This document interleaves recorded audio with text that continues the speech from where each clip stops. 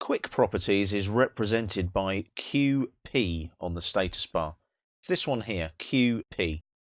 So if I switch that on, what will happen now is every time I select an object, like this line, the Quick Properties panel comes up. It's just here.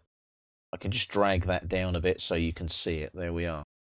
Now, the nice thing about the Quick Properties panel is it gives you all the properties. You can edit the properties. So, for example, I can click there. I can change that layer to, say, the external layer, and it'll change on the drawing like so.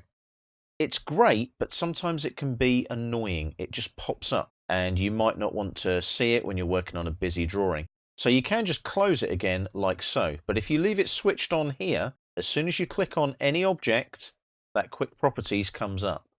So you have to go over here and close it again. I'll just hit Escape there to deselect those two lines. Now, Quick Properties does have some settings. So if I now right-click on QP and go to Settings on the shortcut menu, again, we're on the Drafting Settings dialog box, but we're in the Quick Properties tab at the top. As you can see, display the Quick Properties palette on selection when it's switched on. That's for all objects. What we can do is change the palette location. It can be cursor dependent in the top right quadrant, and it's 50 pixels away from what you select. If I change that to top left and OK that now, and what I'll do, I'll go and select the same line with QP on and watch what happens.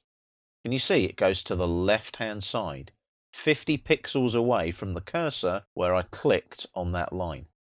So what you can do is change the settings of when and where it appears. So if I right-click again and go to Settings again, I'll change that back to top right, which is what I prefer. We can also collapse the palette automatically and change the minimum number of rows, let's say to 4, and I'll OK that.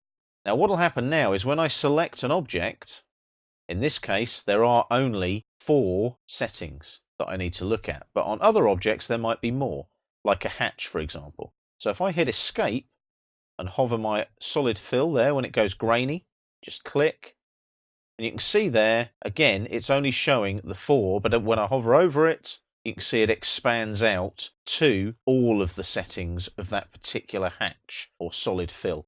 It's called a solid fill because the actual layer is fill and you're using a solid pattern. So it is actually a hatch, but it's called solid fill.